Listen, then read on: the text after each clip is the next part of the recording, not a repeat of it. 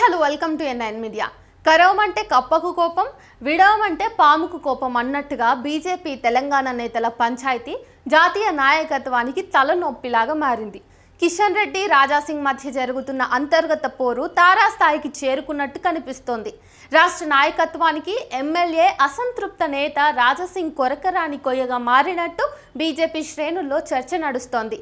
రాజాసింగ్ సమర్థన వ్యాఖ్యలు, కవిత వ్యాఖ్యలు ఇప్పుడు బీజేపీలోని లుకలుకలను మరోమారుగా బహిర్గతం చేశాయి. ఇదిలా ఉండగానే రాష్ట్రంలో రానున్న కాలానికి సంబంధించి కార్యాచరణ, అనుసరించాల్సిన వ్యూహాలను రూపొందించడంపై జరిగిన కీలకమైన వర్క్షాప్కు రాజాసింగ్ ఉద్దేశపూర్వకంగా డుమ్మా కొట్టినట్టు ప్రచారం జరుగుతోంది.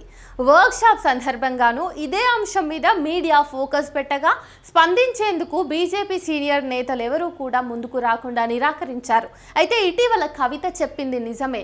పెద్ద ప్యాకేజీ ఇస్తే మా వాళ్ళు కూడా బీఆర్ఎస్లో కలిసిపోతారు, తమ పార్టీ నుంచి నేతలు ఎక్కడ నుంచి నిలబడతారో కూడా వాళ్ళే నిర్ధారిస్తారు, అధికారంలోకి వస్తారు అనే చర్చ నడుస్తున్న క్రమంలో అధ్యక్ష మార్పు అందులో భాగంగానే కనిపిస్తుంది. ప్రతి ఎన్నికల్లోనూ మా నేతలు కుమ్మక్కయ్యారు, ప్రతి కార్యకర్తలోనూ ఇదే అభిప్రాయం ఉంది. ఎవరైనా మాట్లాడితే తొక్కి పడేస్తారు, సస్పెండ్ చేస్తారు అనే భయంతో గమ్ముగా ఉంటున్నారు అంటూ బహిరంగంగానే రాజాసింగ్ ప్రకటన విడుదల చేసిన విషయం కూడా తెలిసిందే.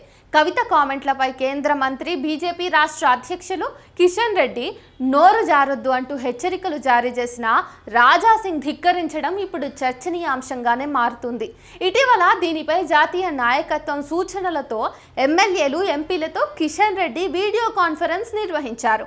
అందులోనూ రాజాసింగ్ పాల్గొనలేదని విశ్వసనీయ వర్గాల సమాచారం. ఆ కాన్ఫరెన్స్లో కిషన్ రెడ్డి పేర్లు ప్రస్తావించకుండా పలువురు నేతలు పార్టీ లైన్ దాటి మాట్లాడుతున్నారని ఆగ్రహాన్ని వ్యక్తం చేసినట్టుగా తెలిసింది.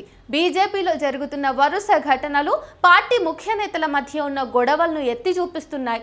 మరోవైపు వరుసగా బీజేపీ కీలక సమావేశాలకు డుమ్మాలు కొట్టడం, ఎల్పీ సమావేశానికి హాజరు కాకపోవటం, పదే పదే ప్రకటనల ద్వారా పార్టీని ఇరుకునబెట్టడం వంటి చర్యలతో రాజాసింగ్ పై కిషన్ రెడ్డి గుర్రుగా ఉన్నట్టుగా ఆ పార్టీ నాయకులే గుసగుసలాడుకుంటున్నారు. ఈ విషయంలో రాష్ట్ర అధిష్టానం రాజాసింగ్ కు నోటీసులు ఇవ్వబోతోందనే ప్రచారం కూడా జరుగుతూ ఉంది. దీనిపై తన సన్నిహితులు, కొందరు మీడియా ప్రతినిధుల వద్ద రాజాసింగ్ స్పందిస్తూ నోటీసు కాదు, సస్పెండ్ చేయండి, డాష్తో కలిసి పార్టీని స్ట్రాంగ్ చేయలేము, ధర్మ కార్యక్రమాలు చేయలేము, గవర్నమెంట్ను తీసుకురాలేము, ఒకవేళ నన్ను సస్పెండ్ చేస్తే ఎవరి వల్ల పార్టీకి నష్టం జరుగుతున్నది అనే విషయంపై నిజం చెప్పి నేతల జాతకం ప్రజలందరి ముందు పెట్టి వెళ్తాను అని తీవ్ర స్థాయిలో వ్యాఖ్యలు చేసినట్టుగా ప్రచారం జరుగుతోంది. జాతీయ స్థాయి నేతల ఆశీస్సులు పుష్కలంగా ఉండటం వల్లనే రాజాసింగ్ రాష్ట్ర నేతలు ఎవ్వరిని లెక్క చేయకుండా కొరకరాని కొయ్యగా మారారనే చర్చ నడుస్తోంది.